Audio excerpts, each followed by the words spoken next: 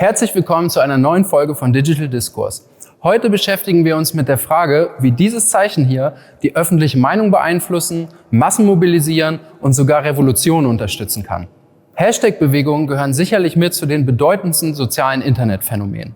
Und auch wenn man es sich heute vielleicht nur schwer vorstellen kann, hatten Hashtags ursprünglich überhaupt nichts mit Protest oder Aktivismus zu tun. Lasst uns also zunächst einen kurzen Blick auf die Geschichte des Hashtags werfen.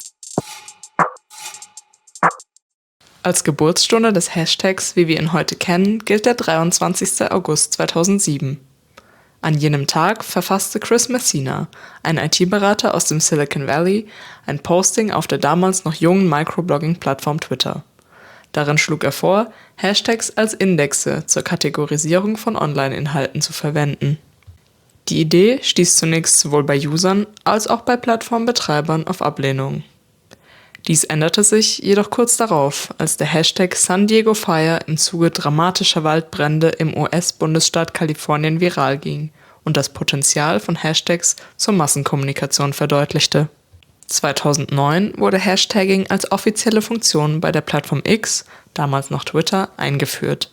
Von diesem Tag an konnten Nutzerinnen und Nutzer über Hashtags gezielt nach Themen, Trends und Ereignissen suchen oder Selbstinformationen dazu verbreiten. Der Erfolg des Hashtags bei Twitter führte dazu, dass im Laufe der Zeit Plattformen wie Facebook und Instagram nachzogen. Heutzutage sind Hashtags aus dem Online-Diskurs kaum noch wegzudenken. Um den rasanten Aufstieg des Hashtags und dessen Bedeutung für soziale Bewegungen zu verstehen, muss man bedenken, dass Hashtags nicht nur das individuelle Userbedürfnis beeinflussen. Durch das Verwenden einer einheitlichen Online-Sprache bieten sie gleichzeitig eine Möglichkeit zur Vernetzung von Nutzerinnen und Nutzern, basierend auf einem gemeinsamen Interesse. Somit fungieren Hashtags als Bindeglied zwischen Personen, die ohne Hashtags vermutlich niemals miteinander in Kontakt treten würden. Darüber hinaus haben User die Funktion von Hashtags im digitalen Raum grundlegend erweitert. So dienen zahlreiche Hashtags nicht nur der Organisation von Content, sondern fungieren auch als Erkennungssymbole für politische Einstellungen, persönliche Orientierungen und Gruppenidentitäten. Diese erweiterte Funktion von Hashtags ermöglicht es Nutzerinnen und Nutzern, in Sekundenschnelle zu entscheiden, ob jemand mit ihnen auf einer Seite steht oder nicht. Werfen wir einmal gemeinsam einen Blick auf die MeToo-Bewegung, um das Ganze zu veranschaulichen. Am 15. Oktober 2017 postete die US-amerikanische Schauspielerin Alyssa Milano folgenden Text. Wenn du sexuell belästigt oder angegriffen wurdest, schreibe MeToo als Antwort auf diesen Tweet. Bereits innerhalb der ersten 24 Stunden zirkulierten Millionen von Posts und Kommentaren mit dem Hashtag MeToo durch verschiedene Social-Media-Plattformen. Darunter befanden sich zahlreiche Nutzerinnen und Nutzer, die selbst Opfer sexualisierter Gewalt geworden sind und die sich durch das kollektive Agieren ermutigt gefühlt haben, ihre Erfahrungen öffentlich zu machen. Hashtags können also das Vorhandensein gemeinsamer Gefühle, Erfahrungen oder Ziele zum Ausdruck bringen. Um welche konkreten Inhalte es sich dabei handelt, unterscheidet sich natürlich vom jeweiligen Kontext, aus dem heraus sich eine digitale Bewegung formiert. Wir aber schaffen es Hashtag-Bewegungen, oftmals ohne jegliche zentrale Organisation, so viele Menschen für eine gemeinsame Sache zu verbinden. Und vor allem, wie erfolgreich sind solche Bewegungen darin, konkrete Veränderungen zu erzielen? Über diese Frage habe ich mit Tobias Schrimpf gesprochen. Tobias forscht so wie ich auch am Institut für Kommunikationswissenschaft der Universität Hohenheim. In seiner Dissertation beschäftigte er sich unter anderem mit der Frage, wie Online-Bewegungen entstehen und wie Menschen innerhalb dieser Bewegungen miteinander kommunizieren.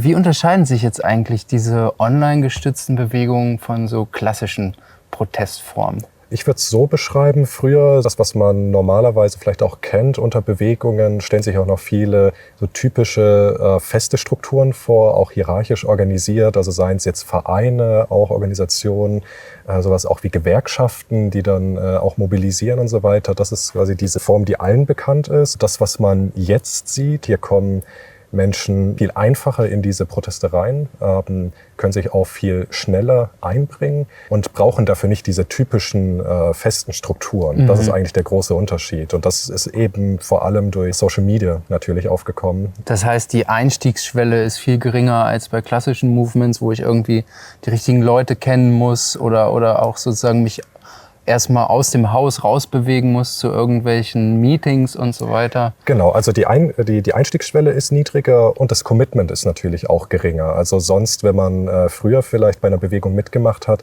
war vielleicht auch eine Hürde, dass man auch schon wusste, dass man sich dann viel stärker committet. Jetzt kann man mal reinschauen, man kann zum Beispiel über einen Hashtag auch an einer Kampagne teilnehmen, etwas dazu posten, etwas teilen. Es ist nicht das große Commitment, was man jetzt damit macht. Es kann aber natürlich auch zu mehr Commitment dann später führen. Wie effizient sind denn diese Bewegungen jetzt darin, so gemeinsame Ziele zu formulieren und das dann aber auch als konkrete Forderungen an PolitikerInnen oder sonst wen zu tragen? Genau, also da ist man sich nicht ganz einig. Da gab es auch lange Zeit den Vorwurf des Slacktivism, also dass es eigentlich Energie, die vielleicht da ist, auch bündelt in Aktionen, die zu nichts führen. Ob das nachher so ist, lässt sich schwer sagen. Es gibt einige Studien, die zum Beispiel gezeigt haben, dass niedrigschwelligen Aktionen auch zu einer niedrigeren Wahrscheinlichkeit führen, dass man tatsächlich auch an Protesten dann teilnimmt. Die Erklärung wäre, man hat dann ja schon etwas gemacht und weil die Einstiegshürde so niedrig ist, macht man das auch lieber und denkt, dass man damit dann schon seinen Soll erfüllt hat. Okay, verstehe. Aber ich würde jetzt sagen, die Datenlage ist nicht so klar, dass man sagen könnte, dass das allgemein so ist. Es gibt zum Beispiel auch die Erklärung, dass es nicht vor allem an der digitalen Form hängt, sondern einfach, dass die Bewegung, die sich da formt, nicht gut kommuniziert und deswegen es nicht zu weiteren Aktionen führt. Ich würde schon sagen, dass es nicht einfach nur nachher bei diesen Aufrufen bleibt, sondern auch dieser Online-Aktivismus und dieses Teilen von Aufrufen nachher zu realen Veränderungen führen kann.